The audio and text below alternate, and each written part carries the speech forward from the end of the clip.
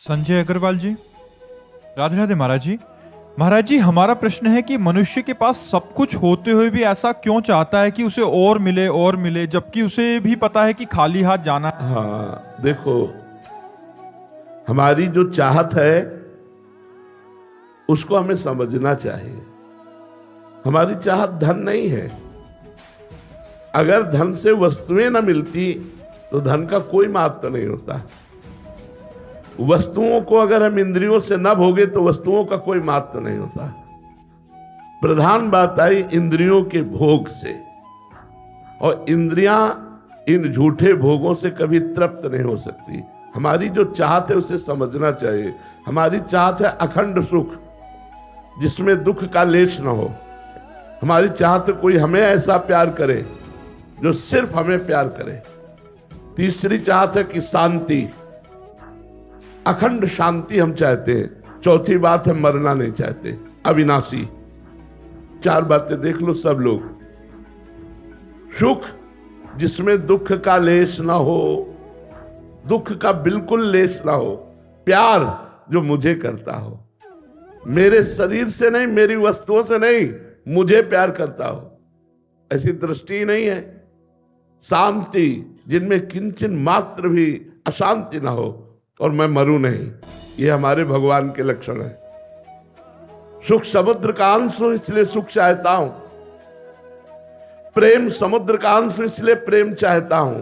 शांताकारम, शांत समुद्र भगवान है इसलिए मैं शांति चाहता हूं। और अविनाशी भगवान है इसलिए मैं अविनाशी मरना नहीं चाहता। ये चारों बातें प्रमाण देती है कि हम भगवान के बच्चे हैं, हम भगवान के अंश हैं। और सबसे पहली बात जो आपका प्रश्न था कि कभी संतोष नहीं होता, हम आगे बढ़ना चाहते हैं नंबर 1 में, क्योंकि नंबर 1 के है ना, 1 के है ना, तो हमारी बढ़ोतरी ऐसी हो कि मैं 1 पे पहुंच जाऊं, चाहे बुरे मार्गों में हो चाहे अच्छे मार्गों में हो, क्योंकि अच्छे बुरे दोनों के बाप एक ही है, एक परमात्मा ही है। तो हमारी अंदर की चाह परमात्मा है ना कि विषय। सुख, प्रेम, शांति और अविनाशी ये परमात्मा में है। अगर हम परमात्मा का सुमिरन करने लगे तो हमें संतोष प्राप्त हो जाएगा, तृप्ति प्राप्त हो जाएगी, और हृदय कह उठेगा अब कछ नाथ न चाही मोरे, दीन दयाल अनुग्रह तोरे। नहीं तो चाहे जितने रुपए हो जाए, चाहे जितना वैभव हो जाए, चाहे जितना भोग भोग लो, कभी ऐसा नहीं कह सकते कि अब कछु नाथ न चाही मोरे। ये तभी होगा जब भगवान का नाम जप करोगे और भगवान के चरणों का हृदय में स्पर्श प्राप्त होगा भाव के द्वारा, तो रोम रोम आपका नाथ पड़ेगा। जैसे मीरा जी कहती, पायो जी पायो मैंने राम रतन धन पायो। जब ये राम रतन धन आएगा तब आपका हृदय नाच उठेगा।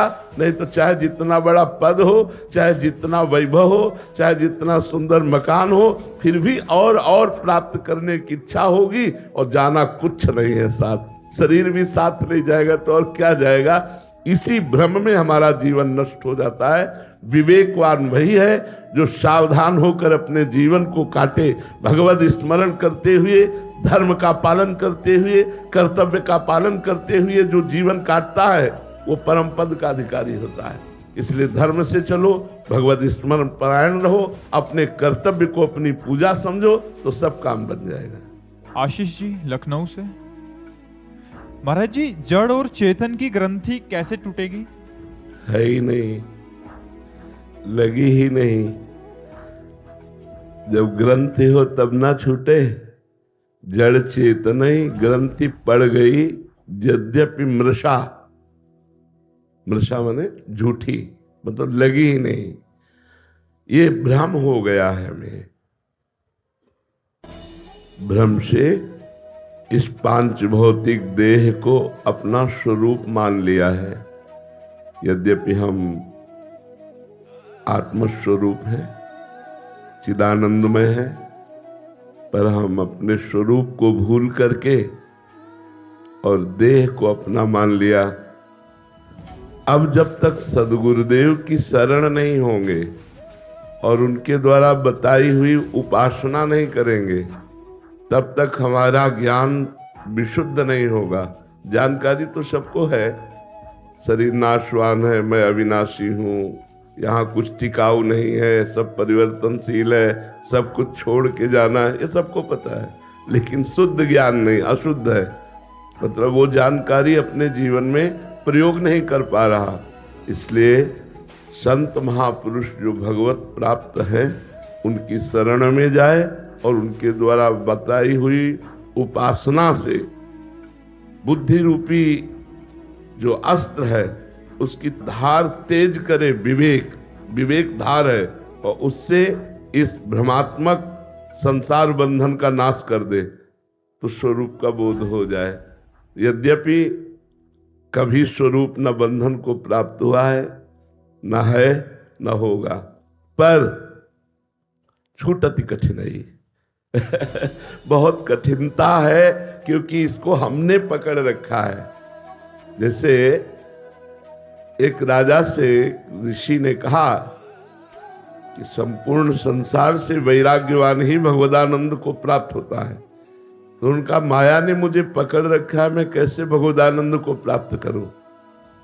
तो एक दिन टहलने जा रहे थे तो ऋषि ने आम के वृक्ष को ऐसे पकड़ लिया, बोले राजन मुझे छुड़ाइए, इस वृक्ष ने मुझे पकड़ रखा है। तो राजा बहुत जोर से हंसे और बोले महाराज क्यों विनोद करते हो, आपने वृक्ष को पकड़ रखा है। बोले हाँ, आपने माया को पकड़ रखा है, माया ने आपको नहीं।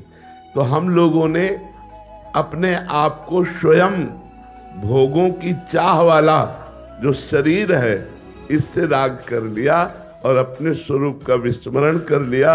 इसलिए हमारे पुनरपि जननम पुनरपि मरणम पुनरपि जननी जठरे शयनम, ये बार बार दुख प्राप्त हो रहा है। यदि हम मनुष्य जीवन की सार्थकता देखें तो आत्मस्वरूप के बोध में ही है, अपने को जानने में ही है। पर अपने को जानने के लिए समर्थ सद्गुरु की आवश्यकता है, वो है श्री भगवान। खूब नाम जप करो, भगवान की शरण में हो जाओ तो सोई जानई जे ही देहु जनाई, और जानत तुम्हें हो जाई। वही जान पाता है हे नाथ जिसे आप जना देते हो, और जो आपको जान जाता है वो आप मैं हो जाता है, अर्थात भगवत स्वरूप हो जाता है। तो बिना आराधना के ये भ्रम छूटने वाला नहीं। जासु कृपा सब भ्रम मिट जाई, गिरजा सोई कृपालु रघुराई। बिना भगवान का भजन किए, बिना उनकी कृपा के ये जड़ चेतन की भ्रमात्मक ग्रंथि का भेदन होना बहुत कठिन है।